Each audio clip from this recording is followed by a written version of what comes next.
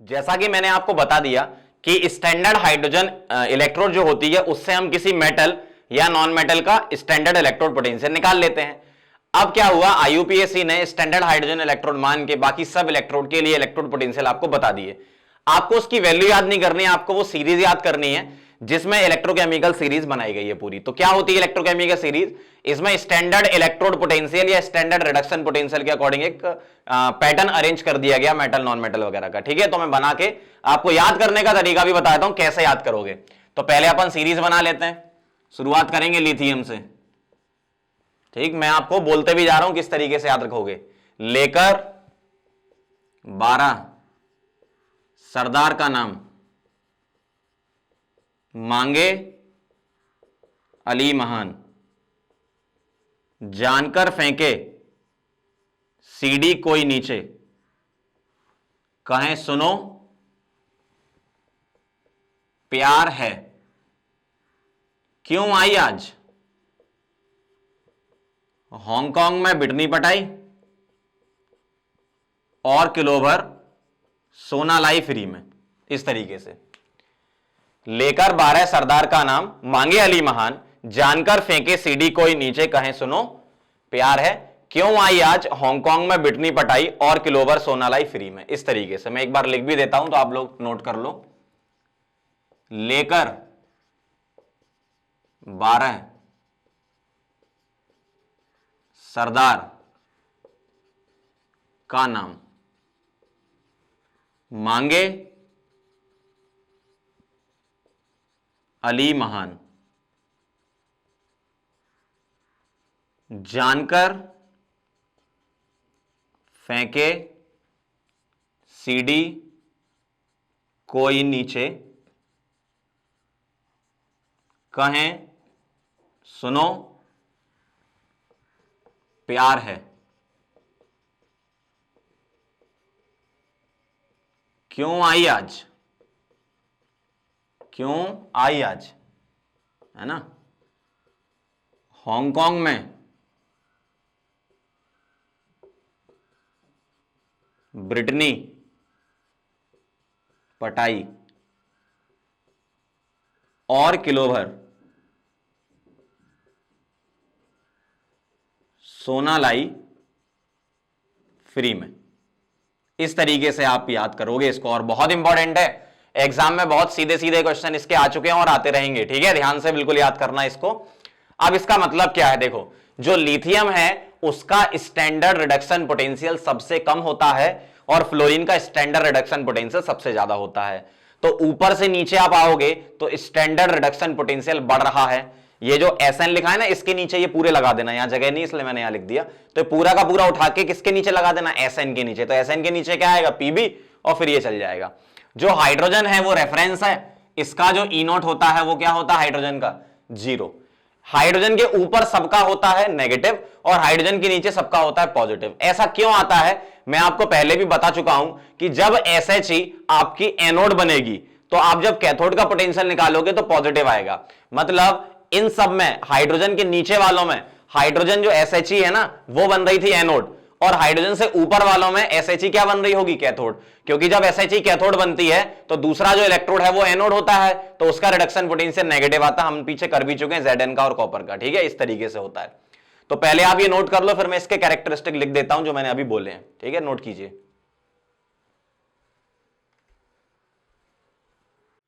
अब जो मैं ECS से रिलेटेड पॉइंट लिखने वाला हूं वो बहुत ध्यान से समझना, क्योंकि इनसे डायरेक्ट क्वेश्चन एग्जाम में आता है। तो मैं कैरेक्टरिस्टिक लिख रहा हूं, इसकी क्या क्या है। पॉइंट नंबर 1 लिखेंगे, elements which lie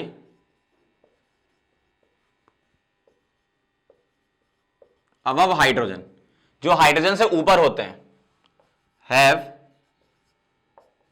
negative standard reduction potential, E0R लिख देता हूं ना। नेगेटिव E0R मतलब स्टैंडर्ड रिडक्शन पोटेंशियल या स्टैंडर्ड इलेक्ट्रोड पोटेंशियल। ठीक, पहला पॉइंट। दूसरा, हाइड्रोजन हैज 0 E0R, क्योंकि इसका हम 0 मानते हैं IUPAC के अकॉर्डिंग, और हाइड्रोजन के नीचे जो एलिमेंट है उनका पॉजिटिव होता है। तो फर्स्ट पॉइंट को एडिट कर दो थर्ड में, क्या elements which lie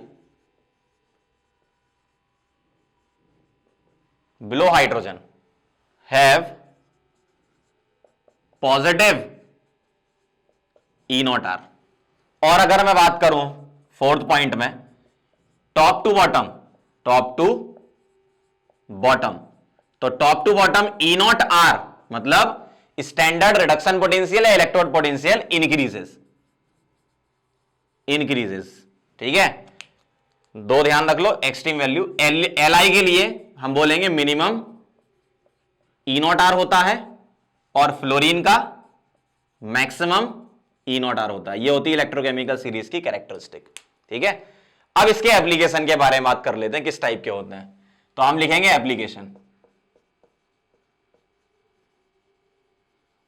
applications of ECS, electrochemical series. ठीक है, एप्लीकेशन में पॉइंट नंबर 1 ये है कि top to bottom reducing power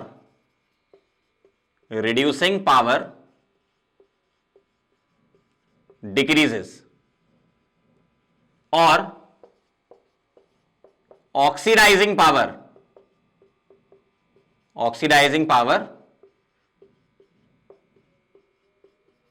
increases. हम ये लिख सकते हैं, मतलब रिड्यूसिंग पावर डिक्रीज होती है और ऑक्सीडाइजिंग पावर इंक्रीज होती है। इलेक्ट्रोकेमिकल सीरीज से हमें पता चल सकता है। ठीक है, point number 2,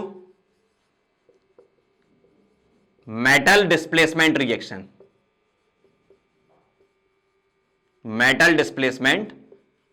reaction,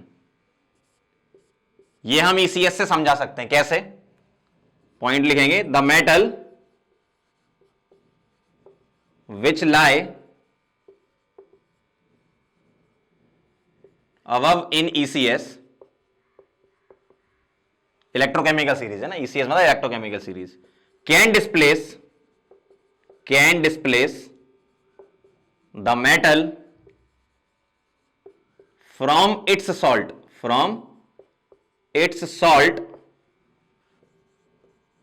which lie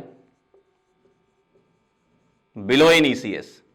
अब इस पॉइंट का मतलब समझ लो, एक एग्जांपल से बता रहा हूं। जैसे अगर मैं आपसे बोलूं Zn प्लस CuSO4, तो आप क्या करो, दो मेटल देखो, कौन कौन से, एक तो नॉर्मल मेटल देख लो और एक जो सॉल्ट में मेटल है। ये तो सॉल्ट में जो मेटल है वो अगर नीचे आ रहा है तो रिएक्शन हो जाएगी डिस्प्लेसमेंट रिएक्शन। कैसे?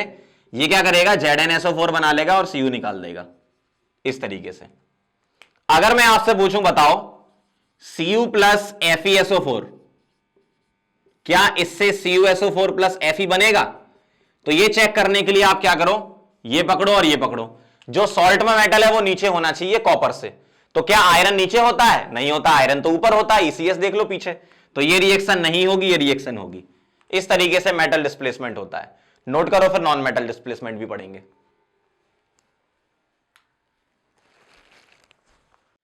तो हमने मेटल डिस्प्लेसमेंट पढ़ लिया, अब नॉन मेटल डिस्प्लेसमेंट पढ़ लेते हैं।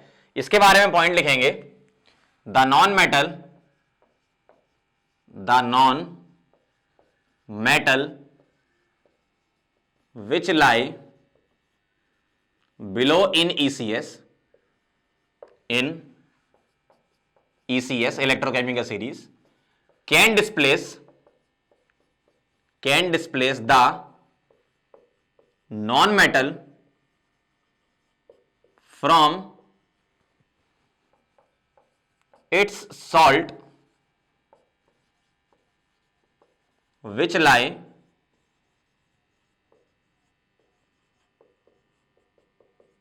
above in ECS। मतलब जो नॉन मेटल नीचे आता है वो ऊपर वाले नॉन मेटल के सॉल्ट से उसको डिस्प्लेस कर देता है। जैसे मैं यहां पर नॉन मेटल लिख रहा हूं जो आपके लिए यूजफुल है।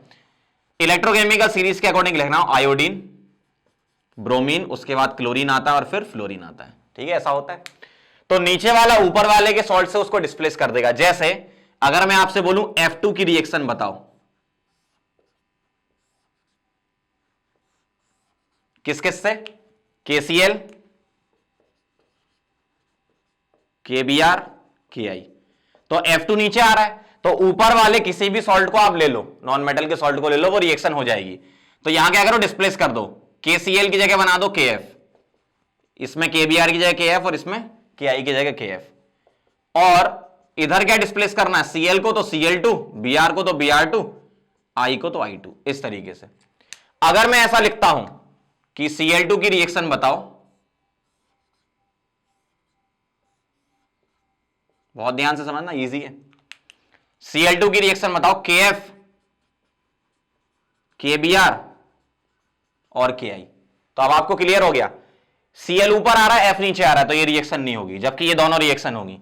क्या बनेगा, KCl बनेगा दोनों में, प्लस यहां पर क्या डिस्प्लेस होगा, ब्रोमीन और यहां आयोडीन। बहुत इजी है। एक और देख लो, अगर मैं आपसे बोलता हूं Br2 की रिएक्शन बताओ, किससे, KCl, KF और KI से, KF, KCl और KI से। अब देखो Br ऊपर आ रहा है, इन दोनों के साथ रिएक्शन तो होगी नहीं, KI के साथ रिएक्शन हो जाएगी, तो क्या बना लेगा ये, KBr प्लस I2। इस तरीके से बहुत इजी है। अगर मैं बोलूं आयोडीन की रिएक्शन कराओ I2 की,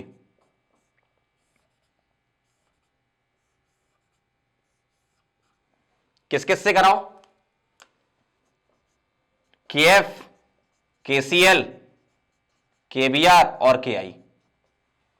ठीक, तो ध्यान से देखना, इन तीनों में से किसी के साथ रिएक्शन नहीं होगी, लेकिन यहां मैंने एक रिएक्शन आपको और अच्छी रिएक्शन इसलिए बताने के लिए एक और इंट्रोड्यूस कर दी, KI। तो I2 प्लस KI, यहां पर डिस्प्लेसमेंट तो नहीं होगी, लेकिन एडक्ट फॉर्मेशन होगा। क्यों, ये है लुईस एसिड और I माइनस लुईस बेस, तो ये बना लेता KI3, K प्लस और I3 माइनस, और I3 माइनस एग्जिस्ट करता है ऐसे, I माइनस कोऑर्डिनेट I2। तो ये सिर्फ एक इंफॉर्मेशन के लिए मैंने बताया, ध्यान रखना। I2 की KI के reaction Lewis acid base reaction है, ये लुईस बेस की तरह काम करता है आयोडाइड आयन, और ये लुईस एसिड है, ये बना लेता I3 माइनस ऐसा। ठीक है, लीनियर होता है ये, लोन पेयर पूछे तो 3 लोन पेयर। तो ये एप्लीकेशन हो गया नॉन मेटल डिस्प्लेसमेंट। ठीक है, आगे बढ़ते हैं 4th नंबर पे, reactivity.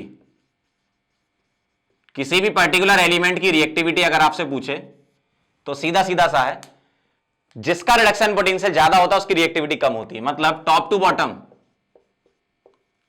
To bottom reactivity decreases.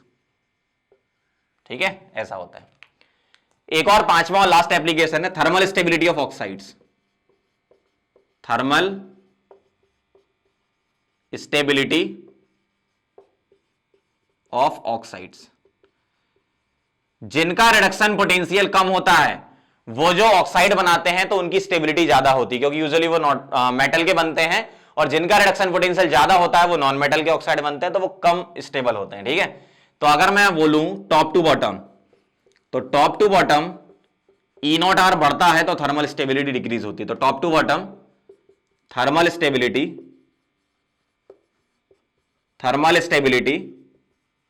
Decreases. ठीक है, इस तरीके से। तो ये एप्लीकेशन थे इसके, एक बार फिर से पीछे जाके रिवाइज कर लो, बहुत इंपॉर्टेंट एप्लीकेशन है। ठीक है, रिडक्शन पोटेंशियल या रिड्यूसिंग पावर आपसे पूछ सकते हैं, ऑर्डर बताओ इसका।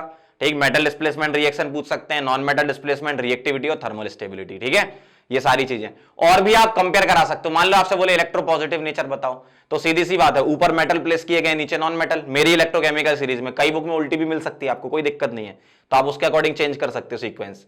मैंने लिथियम ऊपर लिखा, फ्लोरीन नीचे लिखा। कुछ बुक में मैंने भी देखा है फ्लोरीन ऊपर है, लिथियम नीचे, कोई दिक्कत नहीं, उन्होंने उल्टी अरेंज की है, मैंने उसको सीधी अरेंज की है, LI से लेकर F तक। ठीक है, तो उसमें कोई इशू नहीं है। बस जो मेरी इलेक्ट्रोकेमिकल सीरीज है उसके अकॉर्डिंग अगर मैं बात करूं, इलेक्ट्रोपॉजिटिव नेचर तो top to bottom decreases, electronegative nature top to bottom increases, क्योंकि ऊपर लिथियम था नीचे फ्लोरीन था। और भी ऐसी प्रॉपर्टी हो सकती है, इलेक्ट्रोपॉजिटिव इलेक्ट्रोनेगेटिव नेचर हो गया, electropositive character electronegative character same हो गया, इस टाइप से, है ना। तो आप ये सारी चीजें कंपेयर करा सकते हो, लेकिन ये ध्यान रखना किस सीरीज के अकॉर्डिंग कंपेयर करा रहे हो। कल को ये मत बोलना कि सर आपने तो उल्टा लिखा दिया, यहां डिक्रीजेस है लेकिन हमारे तो इंक्रीज लिखा है। तो ये देख लेना उनकी इलेक्ट्रोकेमिकल सीरीज उल्टी लिखी होगी, फिर फ्लोरीन ऊपर और लिथियम नीचे। ठीक है, तो वो उतना तो आप अंडरस्टैंड कर लेना, नोट करो इसको, फिर मैं इसके क्वेश्चन बताता हूं कैसे एग्जाम में आ चुके हैं और कैसे आने के चांसेस हैं।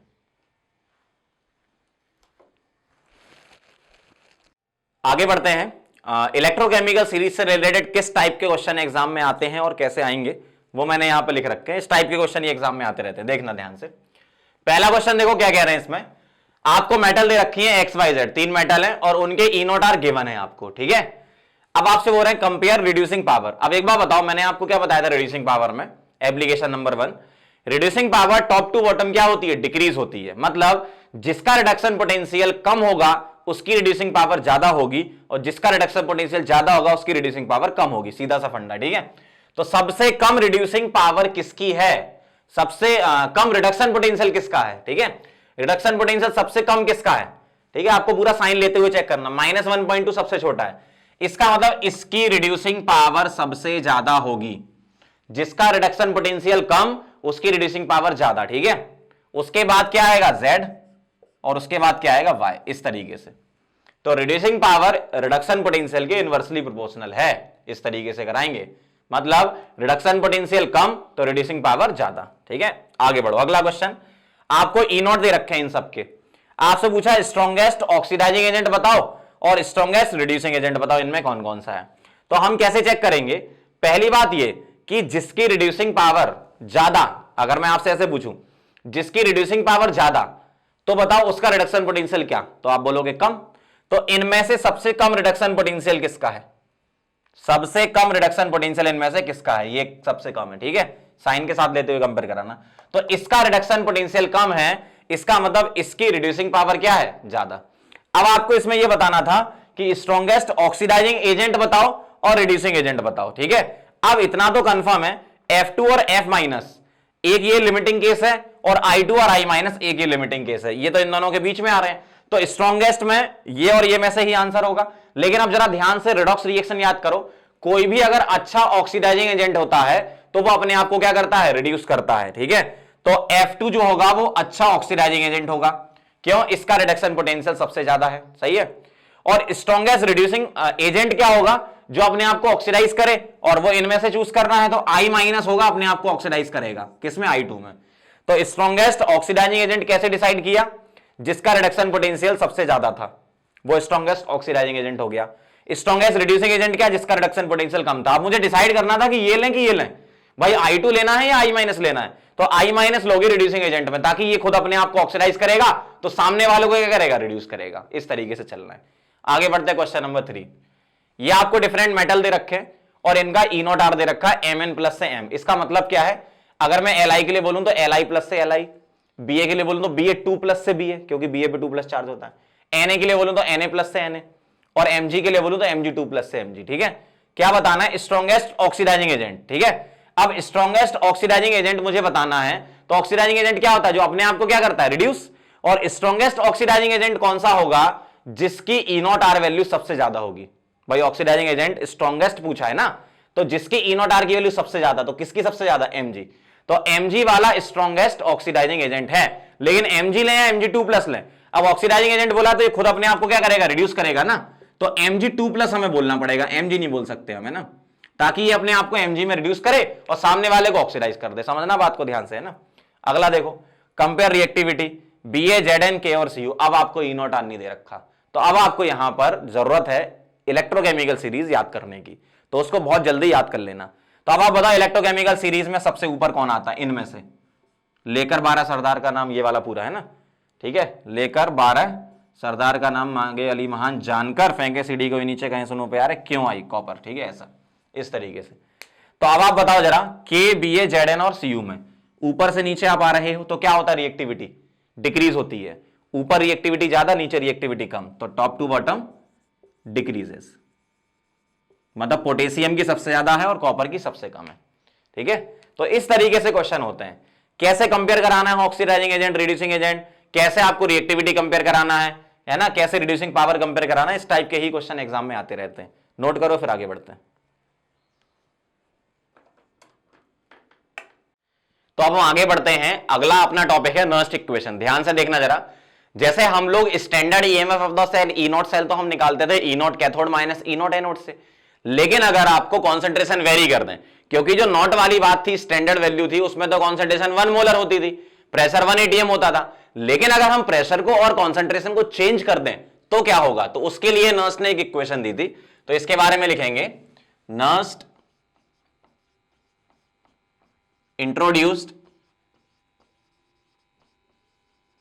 N equation by which we can calculate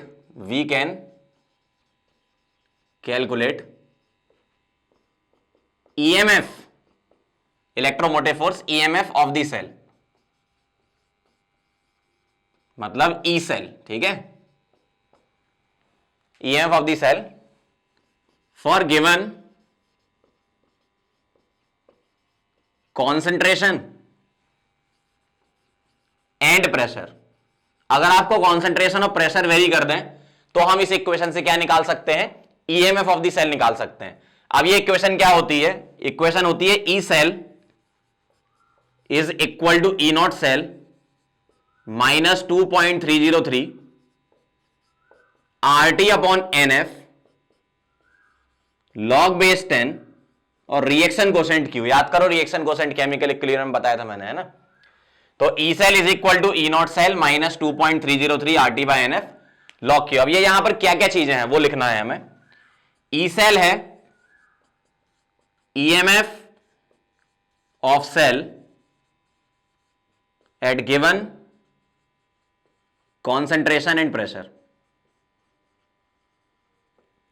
E naught cell क्या है, यह standard EMF of the cell, standard EMF of cell जब टेम्परेचर 25 डिग्री सेंटीग्रेड रहा होगा और कॉन्सेंट्रेशन 1 मोलर रही होगी और प्रेशर 1 atm रहा होगा, तब की बात है। और जो standard EMF of the cell है ये क्वेश्चन में गिवन होता है। अगर ये नहीं दिया जाएगा तो आपको अलग अलग इलेक्ट्रोड का पोटेंशियल दे देंगे तो निकाल लेना, वो भी निकालना आता ही, अपन को सीख चुके हैं।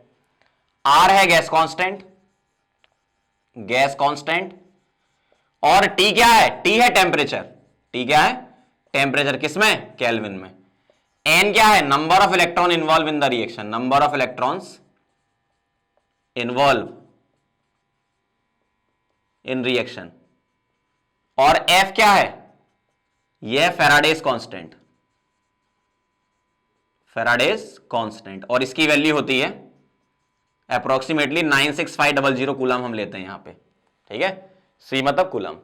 और ये जो Q है ये क्या है, Q है आपका रिएक्शन कोसेंट, यहां लिख देता हूं, Q है क्या, रिएक्शन कोसेंट, ठीक है। अब आपको क्वेश्चन में अप्लाई कैसे करना है वो मैं बता रहा हूं। मेन चीज क्या है, Q निकालना आना चाहिए।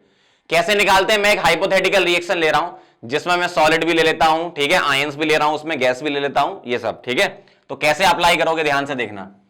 For hypothetical reaction alpha A plus beta B gamma C plus delta D, बहुत ध्यान से देखना कैसे लगाना है। मान लो ये गैस है, ठीक है, ये एक्वस है, आयन दिया हुआ है यहां कुछ, है ना, ये एक्वस है और ये सॉलिड है, ठीक है, इस तरीके से लिखा है।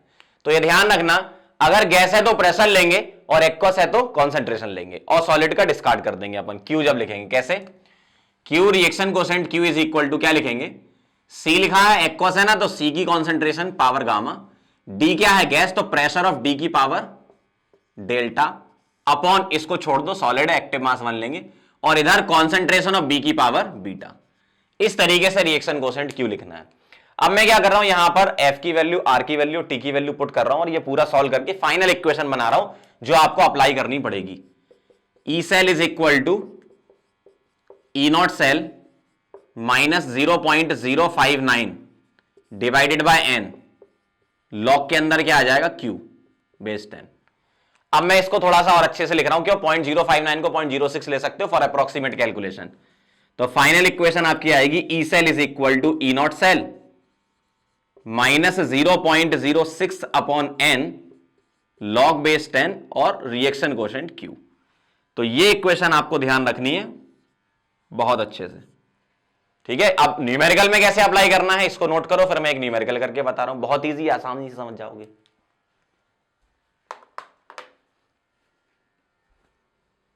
अब देखो कैसे लगाना है न्यूमेरिकल में नर्स्ट इक्वेशन को, बहुत ध्यान से देखना। कुछ पुरानी चीजें मैंने आपको सिखाई थी कैसे। ये मेरे पास सेल रिप्रेजेंटेशन दिया है, तो इससे मुझे सेल रिएक्शन लिखना है। कैसे लिखना है मैंने ट्रिक बताई थी इसकी, कैसे, यहां लिख लो लेफ्ट राइट, यहां पे खड़े हो जाओ, इधर लेफ्ट इधर राइट, इधर खड़े हो जाओ, ये लेफ्ट और ये राइट, लेफ्ट को लेफ्ट से और राइट को राइट से जोड़ दो तो सेल इक्वेशन बन जाएगी। तो Mg plus Ag positive gives Mg2 positive, right को राइट से जोड़ दो, प्लस Ag। अब ये सॉलिड है, जो आयन है उसमें एक्वस लिखेंगे। अब ये चेक कर लो क्या ये बैलेंस है, इसमें चार्ज बैलेंस नहीं है। देखो यहां 2 पॉजिटिव है, यहां 1 पॉजिटिव है, तो यहां 2 कर दो और यहां भी 2 कर दो। अब हो गई ये बैलेंस रिएक्शन। अब इसके लिए नर्स्ट इक्वेशन कैसे लिखोगे, E cell is equal to E naught cell. E naught cell कितना दिया है 3.17 माइनस 0.06 अपॉन एन। कैसे निकालोगे एन, या तो आप ऑक्सीडेशन हाफ से निकाल लो या रिडक्शन से निकाल लो। कैसे निकालेंगे, जैसे Mg से Mg2 पॉजिटिव है तो 0 से कहां जा रहे हो +2, तो कितने का चेंज आ रहा है 2 का, तो n हो गया 2। अगर सिल्वर से चलते तो +1 से 0 1 का चेंज, लेकिन 2 सिल्वर है तो 2 से मल्टीप्लाई कर देना 2 का चेंज, तो ये आ गया आपका 2 log बेस 10। अंदर क्या लिखते हो आप, रिएक्शन कोएफिशिएंट कैसे लिखते हो, जो भी सॉलिड है उसको छोड़ दो, एक्वस की कॉन्सेंट्रेशन ले लेते हैं और गैस के लिए प्रेशर लेते हैं। खैर गैस यहां है नहीं तो कॉन्सेंट्रेशन ले लो सीधे, तो Mg2+ की कॉन्सेंट्रेशन कितनी है 0.2 डिवाइडेड बाय Ag+ की कॉन्सेंट्रेशन का स्क्वायर, 2 है ना यहां पे, तो Ag+ की कॉन्सेंट्रेशन का स्क्वायर, ऐसा। तो ये आ गया आपका रिएक्शन कोएफिशिएंट। इसको थोड़ा सॉल्व कर लेते हैं, तो E cell is equal to 3.17 minus, यहां 2 से डिवाइड कर रहा हूं तो 0.03, ठीक है, लॉग ये कितना बन जाएगा आपका 0.2 अपॉन, यहां देखो 10 की पावर -3 का होल स्क्वायर -6 हो जाएगा, ऊपर जाएगा वो +6 और पॉइंट हटा देंगे तो 2 × 10 की पावर -5, ठीक है। इसको थोड़ा सॉल्व करो, 3.17 माइनस 0.03, यहां लॉग की प्रॉपर्टी, लॉग a × b क्या होता है log a plus log b, तो log 2 प्लस log 10 की पावर -5 बेस 10। अब तो देखो कैलकुलेशन करनी है आपको, ये तो आप भी कर लोगे। 3.17 माइनस 0.03, log 2 कितना होता है 0.3, और ये -5 बाहर कर दूं मैं log a की पावर b का फॉर्मूला लगा के, ठीक है। तो इसको अपन सॉल्व कर लो, तो मैं फाइनल आंसर लिख देता हूं, सॉल्व कर लेना। 3.01 वोल्ट आता है ये ई सेल। तो प्रोसेस समझ लो क्या है आपका, प्रोसेस ये है कि आपको सेल रिप्रेजेंटेशन से सेल रिएक्शन लिखनी है। यहां एक बहुत अच्छी बात थी कि ई नॉट सेल दे दिया। अगला क्वेश्चन मैं ऐसा कराऊंगा जिसमें ई नॉट सेल ना देके इलेक्ट्रोड देंगे, तो पहले ई नॉट सेल भी निकालना पड़ सकता है, वो भी देख लेना एक बार। तो सेल रिप्रेजेंटेशन से सेल रिएक्शन लिखो, लेफ्ट राइट करके, उसके बाद नर्स्ट इक्वेशन में पुट कर दो। रिएक्शन कोएफिशिएंट लिखते समय ध्यान रखना सॉलिड को डिस्कार्ड करना है, एक्वस के लिए कॉन्सेंट्रेशन और गैस होता तो प्रेशर ले लेते। बाकी मैंने फिर न्यूमेरिकल सॉल्व किया है, नोट कर लो, फिर एक और क्वेश्चन करवाता हूं। चलो एक और क्वेश्चन देखो इसका बहुत ध्यान से, क्या दिया है, फिर से सेल रिप्रेजेंटेशन दिया है और आपको ईएमएफ ऑफ द सेल निकालना है। जैसा कि मैंने कहा था इसमें आपको ई नॉट सेल नहीं दिया, अलग अलग इलेक्ट्रोड का दिया है। तो अब मुझे सबसे पहला काम ई नॉट सेल निकालना, मैंने बताया था कैसे निकालते हैं। E naught cell is equal to, लिखेंगे E naught reduction of cathode minus E naught reduction of anode. इस टाइप का क्वेश्चन पहले भी करवा चुका हूं मैं। तो ई नॉट सेल निकालना है तो E naught reduction cathode minus E naught reduction anode. अब बताओ कैथोड पे कौन होता है, एनोड पे कौन होता है। जो 2 डंडे लगे होते हैं इसको क्या बोलते हैं, सॉल्ट ब्रिज। इसके लेफ्ट साइड क्या हो रहा है, ऑक्सीडेशन मतलब एनोड, राइट साइड क्या हो रहा है, रिडक्शन मतलब कैथोड। तो इसका पोटेंशियल माइनस इसका, लेकिन पोटेंशियल कौन सा लेना है, रिडक्शन। तो यहां देखो ध्यान से, Ag +1 से 0 जा रहा है, तो ये तो रिडक्शन दे रखा है, मतलब ई नॉट रिडक्शन ऑफ कैथोड तो सही है मेरे पास, कितना 0.80। लेकिन यहां गौर से देखो ये 0 से +2 जा रहे हैं, 0 से +2 कहां है, ये ऑक्सीडेशन है ना, मतलब मुझे इसको सही करना है। सही करना है तो मैं लिखूंगा ई नॉट Zn2+ से Zn, और मैं इसका साइन चेंज करके प्लस को क्या बना दूंगा माइनस, क्योंकि हमें रिडक्शन पोटेंशियल लेना होता है। तो माइनस ऑफ -0.76 ऐसा हो जाएगा, ठीक है। तो ये हो जाएगा 1.56 वोल्ट। तो ये काम करना था आपको एक्स्ट्रा ई नॉट सेल इसमें। अब जैसा पुराना क्वेश्चन था उसी टाइप का हो गया। अब क्या करेंगे, सेल रिप्रेजेंटेशन से cell reaction, left right, left को लेफ्ट से और राइट को राइट से जोड़ दो, तो आपको इक्वेशन कैसी दिखेगी, Zn + Ag positive gives Zn2 positive + Ag। क्या ये बैलेंस है, नहीं है, क्यों, चार्ज बैलेंस नहीं है। तो पहले हम क्या करेंगे, यहां 2 लगाएंगे और इधर 2 लगाएंगे, इस तरीके से दिखेगा। अब ये मेटल है तो सॉलिड हो गया, आयन के लिए एक्वस लिख दो, ठीक है, इस तरीके से मेटल है तो सॉलिड। अब मुझे क्या लिखना है, ई सेल।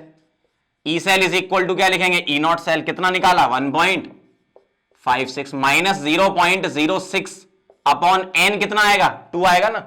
Zn से देख लो, 0 से +2 जा रहे हो, 2 का चेंज। कोई बोले नहीं हम सिल्वर से देखेंगे, इससे भी देख लो, +1 से 0 1 का चेंज, लेकिन 2 सिल्वर है तो 2 का चेंज। तो n से डिवाइड कर दिया, log बेस 10।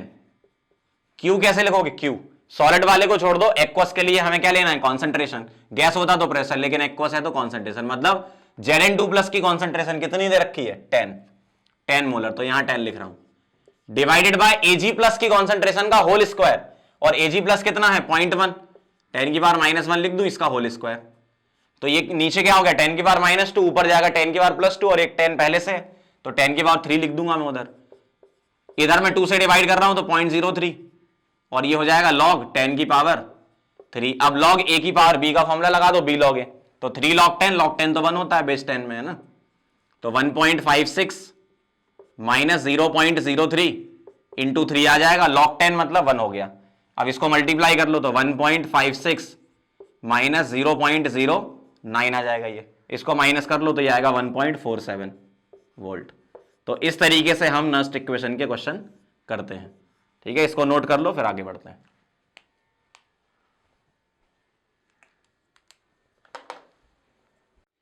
चलो तो अब आगे बढ़ते हैं, एक रिलेशन हम पढ़ेंगे। क्या रिलेशन है, देखो, standard free energy change delta G not, thermodynamics में हमने पढ़ रखा है टर्म, और ई नॉट सेल के बीच का एक रिलेशन होता है। कैसे निकालना, ध्यान से देखना। अगर मैं डेल्टा जी के बारे में बात करूं, डेल्टा जी, तो डेल्टा जी का एक फॉर्मूला होता है, delta G is equal to delta G naught plus RT ln Q, reaction coefficient Q, ठीक है।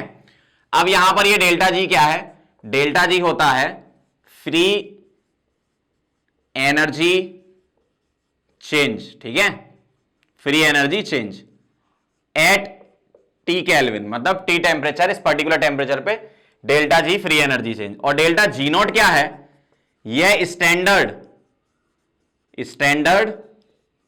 Free energy change, standard free energy change मतलब स्टैंडर्ड स्टेट की सारी बातें होंगी। आप जानते हो स्टैंडर्ड स्टेट क्या होती है, pressure 1 atm, concentration of ion 1 molar, और टेम्परेचर 25 डिग्री सेंटीग्रेड। आर क्या है, गैस कांस्टेंट, गैस कांस्टेंट, ठीक है। टी क्या है, टेम्परेचर इन केल्विन, और क्यू क्या है, ये होता है रिएक्शन कोएफिशिएंट, रिएक्शन कोएफिशिएंट। अब जरा याद करो, आप केमिकल इक्विलिब्रियम में हमने ये लिखा था कि अगर मैं आपसे बोलूं कि अगर इक्विलिब्रियम है, थर्मोडायनेमिक्स में भी है, इक्विलिब्रियम चैप्टर में भी है, अगर इक्विलिब्रियम कंडीशन मैं लेता हूं एट इक्विलिब्रियम, अगर मैं इक्विलिब्रियम कंडीशन लेता हूं तो डेल्टा जी का क्या होना जरूरी है, 0। इक्विलिब्रियम पे डेल्टा जी क्या होता है, 0। और जो Q होता है वो इक्विलिब्रियम कांस्टेंट K के बराबर होता है। तो अगर मैं यहां 0 पुट करूं तो ये ऐसा दिखेगा, 0 is equal to delta G naught plus RT ln K। देखो यहां पर ln लिखना, बेस E वाला, ठीक है, ध्यान रखना। तो ये डेल्टा जी नॉट का फॉर्मूला आया क्या, माइनस RT ln K, ठीक है। इसको अभी आप ध्यान रखना, ठीक। इक्वेशन नंबर इसको 1 बोल रहा हूं। अब अगर मैं नस्ट इक्वेशन पे चलूं तो नस्ट इक्वेशन क्या कहती है, according to Nernst equation E cell is equal to क्या होता है, E naught cell minus 0.06 by n, log के अंदर क्या आता था अपना Q, और ये माइनस 0.06 आया कहां से था, 2.303 RT अपॉन NF, यही आया था।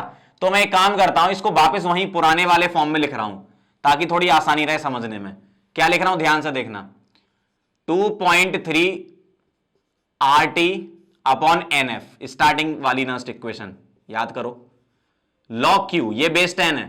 अब मैं इसको ln में कन्वर्ट कर रहा हूं तो 2.3 log, ये ln बन जाएगा, और यहां पर मैं लिख रहा हूं ई सेल, बहुत ध्यान से देखते जाना, ई नॉट सेल, ये 2.3 और log क्या बन गया ln, तो minus RT bye NF ln reaction coefficient Q, base E में चले गए अब हम, ठीक है। अब अगर मैं इक्विलिब्रियम की बात करूं, एट इक्विलिब्रियम, तो इक्विलिब्रियम पर बहुत ध्यान से लिखना, एट इक्विलिब्रियम ई सेल जो होता है वो 0 होता है। देखो किसी भी इलेक्ट्रोकेमिकल सेल में अगर मैं इक्विलिब्रियम रिएक्शन बोलूं कि इक्विलिब्रियम कब अचीव होता है, जब नेट पोटेंशियल डिफरेंस जो हो जाए वो 0 हो जाए, ठीक है, किसी पर्टिकुलर कॉन्सेंट्रेशन या प्रेशर पर नेट क्या हो जाए, 0। ध्यान रखना इक्विलिब्रियम पे ई सेल 0 होता है, ई नॉट सेल 0 नहीं होता। क्या 0 होता है, ई सेल, ठीक है। तो ई सेल 0 रखना इक्विलिब्रियम पे, तो ये क्या आ गया, E naught cell minus RT bye NF, और log Q को क्या रख दूंगा मैं, K, इक्विलिब्रियम कांस्टेंट, ठीक है, और ये log नहीं है ln है, ठीक है, बेस ई वाला है ना, ln K, सही है, यहां तक बहुत इजी है। E cell is equal to E naught cell minus 2.3 RT bye NF log Q। मैंने 2.3 log Q को ln Q बना दिया, ठीक, और ई सेल 0 रख दिया। कब? इक्विलिब्रियम पे। तो Q को क्या रखना पड़ेगा? K रखना पड़ेगा।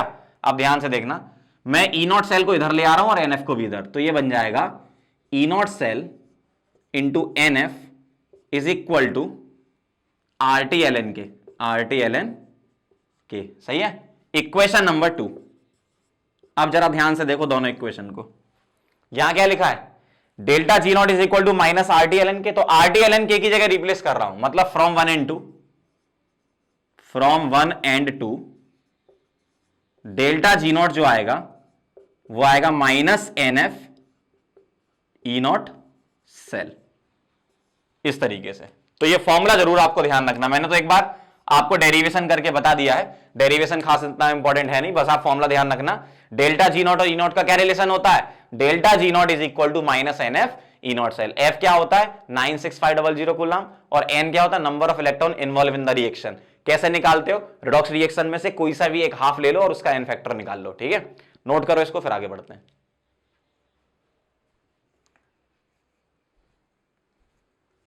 तो अभी जो हमने रिलेशन लिखा delta G naught is equal to minus NF E naught cell, उसका एप्लीकेशन करके हम क्या करेंगे? डेल्टा जी नॉट की वैल्यू निकालेंगे, मैक्सिमम वर्क निकालेंगे, और इक्विलिब्रियम कांस्टेंट K की वैल्यू निकालेंगे। किसके लिए? डेनियल सेल के लिए। ध्यान से देखना, इक्वेशन क्या थी हमारी, बताओ जरा फटाफट से। Delta G naught is equal to क्या था? Minus NF E naught cell. सही बात है। अब ई नॉट सेल तो आपको याद हो गया, डेनियल सेल का 1.1 वोल्ट होता है, पहले भी निकाल चुके हैं अपन। N क्या होता है डेनियल सेल का? 2। F क्या होता है? 96500, और ई नॉट सेल क्या है? 1.1। इसको मल्टीप्लाई करोगे तो आएगा माइनस 212300, ठीक। ये आया जूल पर मोल में, लेकिन हमें किस में लिखना है? किलो जूल में। तो हम क्या लिखेंगे? माइनस 212.3 किलो जूल पर मोल। तो ये हो गई डेल्टा जी नॉट की वैल्यू। अब आप एक बार बताओ, जो हमने यहां N लिया, ये 2 कैसे आ गया? सोचो जरा। इसमें होता क्या है? N जो होता है वो number of electron involve in the reaction होता है। अब Zn से Zn2 प्लस चले जाओ या Cu2 प्लस से Cu चले जाओ, नेट चेंज तो 2 इलेक्ट्रॉन का ही आना है, ठीक है। आप किसी भी हाफ रिएक्शन से इलेक्ट्रॉन निकाल सकते हो। डेल्टा जी नॉट की वैल्यू ये आ गई। अब एक बार बताओ, थर्मोडायनेमिक्स में हमने पढ़ा था मैक्सिमम वर्क क्या होता है? मैक्सिमम वर्क होता है decrease in free energy, decrease in free energy. तो मैक्सिमम वर्क जो है W max is equal to होता है डिक्रीज इन फ्री एनर्जी, मतलब minus of delta G naught. तो ये होता है आपका 212.3 किलो जूल पर मोल। तो हमने क्या निकाल लिया? डेल्टा जी नॉट निकाल लिया, मैक्सिमम वर्क निकाल लिया। अब इक्विलिब्रियम कांस्टेंट कैसे निकालेंगे? एक और फॉर्मूला लगाओ। Delta G naught is equal to क्या आता है? डेल्टा जी नॉट था आपका माइनस RT ln K, और ये जो हम K निकालेंगे, ये निकालेंगे 25 डिग्री सेंटीग्रेड पे, ठीक है। तो डेल्टा जी नॉट हम निकाल चुके हैं, क्या आया था? 212300, वापस जूल में कन्वर्ट करके लिख रहा हूं माइनस में, ठीक है, is equal to minus R की वैल्यू रख रहा हूं मैं 25/3, 8.3 है ना। टेम्परेचर 25 डिग्री सेंटीग्रेड में हम ये निकाल रहे हैं, मतलब 298 केल्विन में, है ना। और इंटू 2.3 और लॉग K बेस 10, मैंने इसको क्या कर दिया? ln को कन्वर्ट कर दिया लॉग में। तो आप सब ये जब कैलकुलेट करोगे, क्या? Minus 212,300 into 3 divided by 25। अच्छा, माइनस माइनस तो कैंसिल कर दो, ये हटा दो यहां से माइनस, ठीक है। 25 into 298 into 2.3 is equal to log के, ये बचेगा आपका। देखो मैंने क्या करा, 3 को इधर ले गए और उस पूरे को यहां ले आए, कांस्टेंट जो थे। तो यहां जब इसको सॉल्व करते हैं तो ये आता है 37.3 आता है, लेकिन अप्रोक्स 37 ले लो। तो जो K हो जाएगा एंटी लॉग लोगे तो 10 की पावर 37, मतलब डेनियल सेल का जो इक्विलिब्रियम कांस्टेंट होता है वो होता है 10 की पावर 37। तो डेनियल सेल के लिए आप कुछ वैल्यूज याद भी रखोगे। कैसे? डेनियल सेल का ई नॉट सेल याद होना चाहिए, 1.1 वोल्ट होता है। डेनियल सेल का डेल्टा जी नॉट याद कर लो, बाकी निकाल सकते हो, कोई दिक्कत नहीं, याद कर लो तो भी कोई दिक्कत नहीं। और जो डेल्टा जी नॉट है उसी का अगर न्यूमेरिकल वैल्यू लेने तो मैक्सिमम वर्क होता है, और इक्विलिब्रियम कांस्टेंट 10 की पावर 37 होता है, ठीक। अब यहां पर एक बहुत इंपॉर्टेंट पॉइंट लिखवाने वाला हूं मैं, उससे रिलेटेड क्वेश्चन एग्जाम में आते रहते हैं। क्या पॉइंट है? पॉइंट यह है कि delta G is an additive quantity.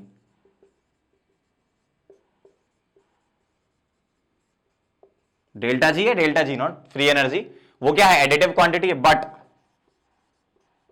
EMF of the cell, E cell या E naught cell, is not. मतलब डेल्टा जी एडिटिव है, ई एडिटिव नहीं है। जैसे मान लो आपको दो रिएक्शन दी है, एक रिएक्शन का डेल्टा जी है 10 किलो जूल पर मोल, दूसरी रिएक्शन का डेल्टा जी है 20 किलो जूल पर मोल, दोनों को ऐड करोगे तो नेट आ जाएगा 30 किलो जूल पर मोल। ठीक, लेकिन अगर यही मैं बोलूं एक रिएक्शन है उसका ई नॉट है 1.1, दूसरी रिएक्शन उसका ई नॉट है 1.1, ठीक है, या कुछ और मान लो 2 मान लो, चलो ठीक है, एक का है 1.1 और दूसरे का 2, दोनों को ऐड करो तो नया ईएमएफ 2.1, नहीं, गलत हो जाएगा। ठीक है, ये ध्यान रखना, डायरेक्ट ऐड और सब्सट्रैक्ट नहीं होते कौन, ईएमएफ। डेल्टा जी एडिटिव होता है, ईएमएफ ई सेल या ई नॉट सेल एडिटिव नहीं होता। तो इसी से रिलेटेड न्यूमेरिकल एग्जाम में आ चुके हैं और आगे किस तरीके के आने वाले हैं वो भी मैं आपको करवाता हूं, ये पॉइंट नोट करो पहले।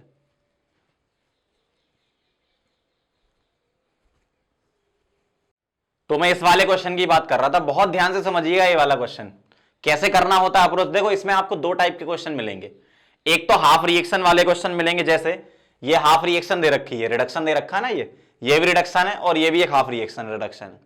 तो हाफ रिएक्शन का एक क्वेश्चन हो सकता है और अगला क्वेश्चन मैं लूंगा जिसमें रेडॉक्स रिएक्शन बना के भी क्वेश्चन पूछ सकते हैं। ठीक है, तो दो टाइप के क्वेश्चन होते हैं, बहुत ध्यान से देखना।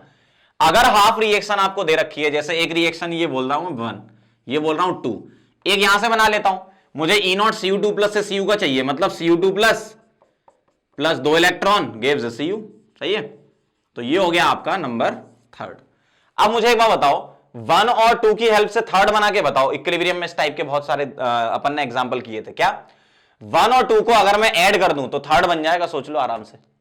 1 और 2 को ऐड करेंगे तो इलेक्ट्रॉन 2 हो जाएंगे, Cu प्लस उड़ जाएगा और ये लेफ्ट साइड और ये राइट साइड बचेगा, वही चाहिए था। मतलब मैं ऐसा बोल सकता हूं इक्वेशन नंबर थर्ड कैसे आ रही है, 1 और 2 को ऐड करने पर आ रही है। और हम ऐड क्या करेंगे, डायरेक्ट ई ऐड नहीं करेंगे, डेल्टा जी करेंगे। क्यों, अभी मैंने पॉइंट लिखवाया ना आपको, डेल्टा जी एडिटिव होता है। तो ये आएगा डेल्टा जी 3 नॉट, ऐसे लिख रहा हूं मैं, ये आएगा डेल्टा जी 1 नॉट और ये डेल्टा जी 2 नॉट, ऐसे लिख रहा हूं। डेल्टा जी नॉट का फॉर्मूला लगा दो तो -N3 F E3 not -N1 F E1 not -N2 F E2 not, सही है। अब मैं यहां से -F कॉमन ले रहा हूं, इधर से भी और वो उड़ा देंगे अपन। तो क्या मिलेगा, N3 E3 naught is equal to N1 E1 naught plus N2 E2 naught, ऐसा। अब जरा बताओ नंबर ऑफ इलेक्ट्रॉन इन्वॉल्व, इसमें इसका N1 क्या बोलोगे, कितने इलेक्ट्रॉन इन्वॉल्व है, एक। इसमें कितने इलेक्ट्रॉन इन्वॉल्व है, एक। इसमें कितने इलेक्ट्रॉन इन्वॉल्व है, 2। तो यही मैं यहां पे पुट कर रहा हूं। तो N3 कितना है बताओ, 2 इंटू E3 नॉट मुझे निकालना है, सही है ना। N1 कितना है आपका 1 इंटू E1 नॉट कितना है 0.15, N2 कितना है, ये भी 1, और E2 नॉट कितना है, ये E1 नॉट और ये E2 नॉट, ऐसे लिख सकता हूं मैं, है ना। तो ये हो गया आपका कितना 0.5 और प्लस 0.15 कितना 0.65 हो जाएगा, ये सही है ना।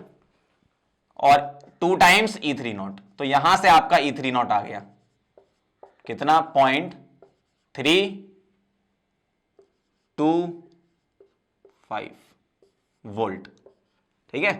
तो इस तरीके से आपको क्वेश्चन सॉल्व करना है। कौन से वाले, हाफ रिएक्शन वाले। ये भी हाफ रिएक्शन थी, ये भी हाफ रिएक्शन थी, ये भी हाफ रिएक्शन थी। अब आपके साथ ऐसा होगा कि हाफ रिएक्शन गिवन होगी और आपको फुल रिएक्शन या रेडॉक्स रिएक्शन के लिए ई नॉट निकालना पड़ सकता है, तो वो भी मैं करके बता रहा हूं, पहले आप ये नोट कर लो।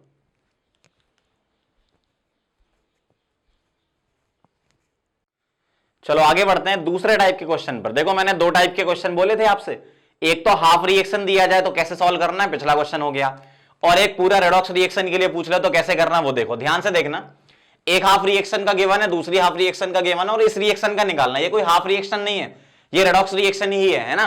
तो मैं क्या कर रहा हूं, इसको इस तरीके से ब्रेक कर सकता हूं क्या, देखना Fe, ठीक है, प्लस 2 टाइम्स Fe3 प्लस। अब यहां पे 2 टाइम्स Fe3 प्लस है ना, तो इसके साथ में 2 टाइम्स Fe2 प्लस यहां लिख रहा हूं और Fe2 प्लस यहां लिख रहा हूं। देखो मैंने क्या करा, ये 3 जो थे उसको लिख लिया 2 Fe2 प्लस और 1 Fe2 प्लस में। तो आपको क्लियर दिखने लगेगा कि हाँ ये रिडॉक्स है। देखना जरा ध्यान से, +3 से +2 क्या हो रहा है, रिडक्शन हो रहा है, और 0 से +2 क्या हो रहा है, ऑक्सीडेशन हो रहा है। जहां पर ऑक्सीडेशन होता है उसको क्या बोलते हैं, एनोड। तो ये एनोडिक रिएक्शन हो गई, एनोड वाली रिएक्शन हो गई। और जहां रिडक्शन होता है उसको क्या बोलते हैं, कैथोड। तो ये कैथोड वाली रिएक्शन हो गई। तो आपको समझ में आ गया कि रिडॉक्स हो गई। अब आप इस रिडॉक्स रिएक्शन का ई नॉट सेल कैसे निकाला करते थे, ये हम निकालते थे E naught reduction of cathode minus E naught reduction of anode, यही फॉर्मूला लगाते थे। अब कैथोड पर कौन है, Fe3+ से Fe2+ वाला, और पोटेंशियल आपको रिडक्शन ही लेना, मतलब Fe3+ Fe2+ जहां पे आ रहा है उसका रिडक्शन पोटेंशियल। 3+ से 2+ रिडक्शन है, चेक कर लो। +3 से कहां जा रहे हो, +2, ठीक है, रिडक्शन पोटेंशियल है। तो 0.771, तो यहां मैं पुट कर रहा हूं E naught cell is equal to E naught reduction of cathode, मतलब ये, तो 0.771 माइनस, सही ना, minus E naught reduction of anode. Anode पर क्या है, Fe से Fe2+, और इसका रिडक्शन पोटेंशियल चाहिए, चेक कर लो सही है क्या, +2 से 0 रिडक्शन पोटेंशियल है, बिल्कुल सही है। तो माइनस ऑफ -0.441। अगर आपको यहां पर ऐसा दिया होता Fe से Fe2+, तो आप उसका साइन चेंज करके Fe2+ से Fe बनाते, ध्यान रखना पोटेंशियल नेगेटिव में ही लेते अपन। तो इनको ऐड कर दो, क्या आ गया ये 0.771 प्लस 0.441, ऐड कर दो, ये हो गया 2 और 1 और 2 1.212, ये आ रहा, चेक कर लो एक बार, वोल्ट। तो इस तरीके से आपको निकालना है ये। तो मैंने आपको दोनों टाइप के क्वेश्चन बता दिए, कैसे हाफ रिएक्शन के लिए ई नॉट दिया जाए और हाफ रिएक्शन का निकालना हो, पिछला केस, हाफ रिएक्शन का ई नॉट दिया जाए और फुल रिएक्शन का निकालना, ये वाला केस। अब मैं आपको एक क्वेश्चन दे रहा हूं, ठीक है, आप ट्राई करो कि मैं उसको दोनों केस मर्ज कर रहा हूं, जिसमें आपको पहले हाफ रिएक्शन भी लगानी पड़ेगी और फिर ये भी लगाना पड़ेगा, तो आपकी भी अच्छी प्रैक्टिस हो जाएगी दोनों केसेस की एक ही क्वेश्चन में, ठीक है। तो नोट करो, फिर मैं क्वेश्चन लिख रहा हूं, आप ट्राई करना।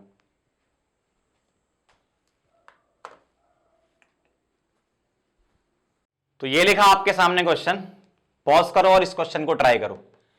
ई नॉट दे रखा है इतना, इसका ई नॉट दे रखा है और इसका ई नॉट निकालना है, ठीक है। पॉज करो और ट्राई करो, फिर वापस आना। मैं स्टार्ट कर रहा हूं, ध्यान से देखो जरा, बहुत ध्यान से। आपको देखने में ऐसा लग रहा है कि दोनों का ई नॉट दिया है और इस रिडॉक्स रिएक्शन के लिए ई नॉट निकालना है। पहले इसको रिडॉक्स जैसा लगना तो चाहिए, देखना ध्यान से। मैं इसको ऐसे लिख रहा हूं, Cu+, दो बार, और Cu2+ और Cu ऐसे लिख दूं। अब तो लग रहा है रिडॉक्स, कैसे, +1 से +2 क्या हो रहा है, ऑक्सीडेशन। ऑक्सीडेशन कहां होता है, एनोड पे, तो ये एनोड वाली रिएक्शन हो गई।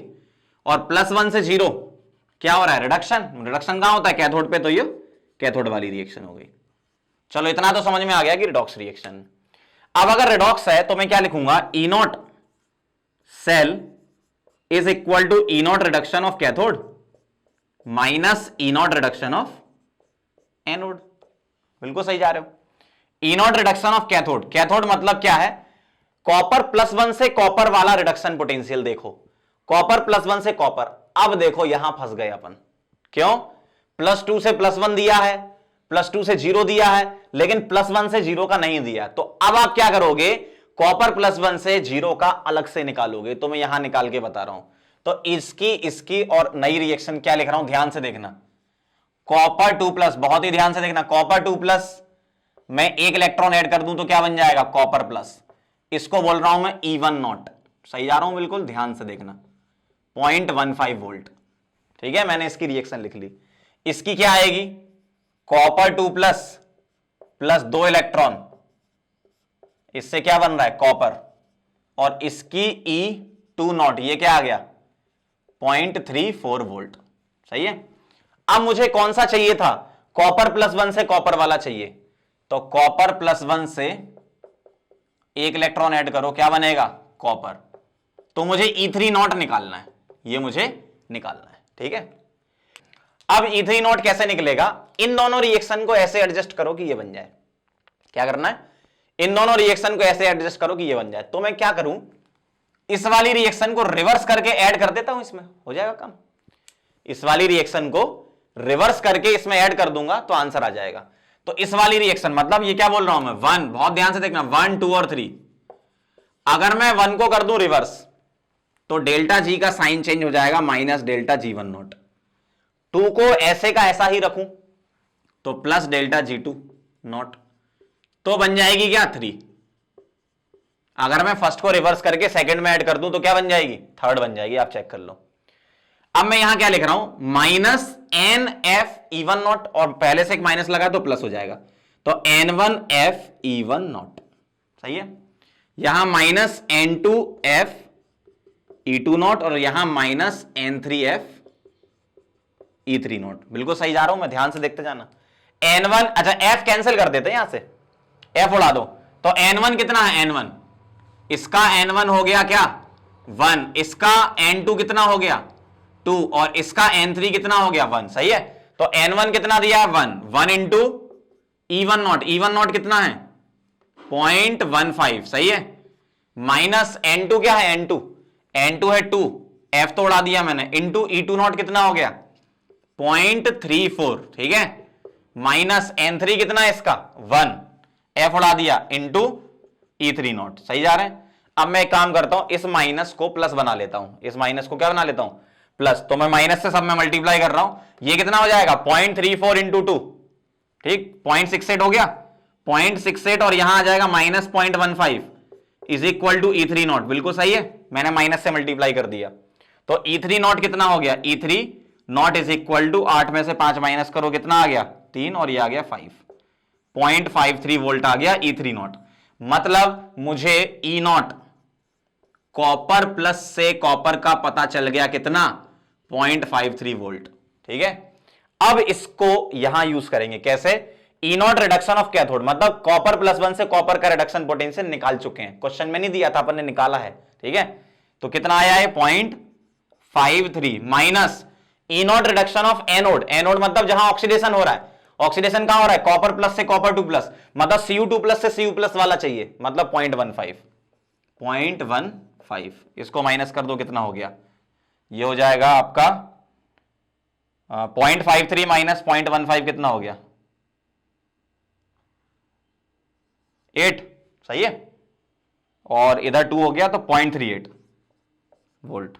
चेक कर लो एक बार कैलकुलेशन, तो चेक कर सकते हो। तो E नॉट सेल क्या आ गया आपका फाइनल 0.38 वोल्ट। फिर से पूरा क्वेश्चन बता रहा हूं एक बार, जिन लोगों ने किया है बहुत अच्छी बात है। फिर से देखो क्या था, 2 हाफ रिएक्शन दी थी, मैं शुरू से बता रहा हूं, स्टार्ट से बताता हूं, ठीक है। 2 टाइप के क्वेश्चन आपको मिलते हैं, क्या, पहले टाइप का क्वेश्चन ये होता है कि हाफ रिएक्शन का E नॉट दिया जाता है और एक किसी और हाफ रिएक्शन का E नॉट निकालना होता है, पहला केस। दूसरा मैंने जो क्वेश्चन कराया सेकंड केस का, हाफ रिएक्शन का E नॉट दिया जाता है और आपको किसी रिडॉक्स रिएक्शन का निकालना होता है, ठीक है। तीसरे में दोनों को मर्ज कर दिया, मैंने 3 क्वेश्चन जो कराए, तीसरे में दोनों को मर्ज कर दिया, हाफ रिएक्शन का इस तरीके से निकालना है और रिडॉक्स रिएक्शन का इस तरीके से निकालना है, ठीक है। इधर मैंने क्या किया, कॉपर 2+ से कॉपर प्लस का आपको पता था, कॉपर 2+ से कॉपर का आपको पता था, लेकिन कॉपर प्लस से कॉपर का नहीं पता था। हमें इसकी जरूरत क्यों पड़ी, क्योंकि यहां जरूरत थी ना, कॉपर प्लस से कॉपर, भाई ये क्या है, कैथोड है ना, तो कैथोड का रिडक्शन पोटेंशियल चाहिए था, जो कि नहीं दिया था आपको, तो वही मैंने डेल्टा जी का यूज करके पूरा कैलकुलेशन करके निकाला है, ठीक है। तो अच्छे से इसको देख लो एक बार, फिर से इसको दोबारा से पीछे जाके दोबारा से देखो इस क्वेश्चन को, बहुत इंपॉर्टेंट क्वेश्चन होता है ये, ठीक है, नोट करो।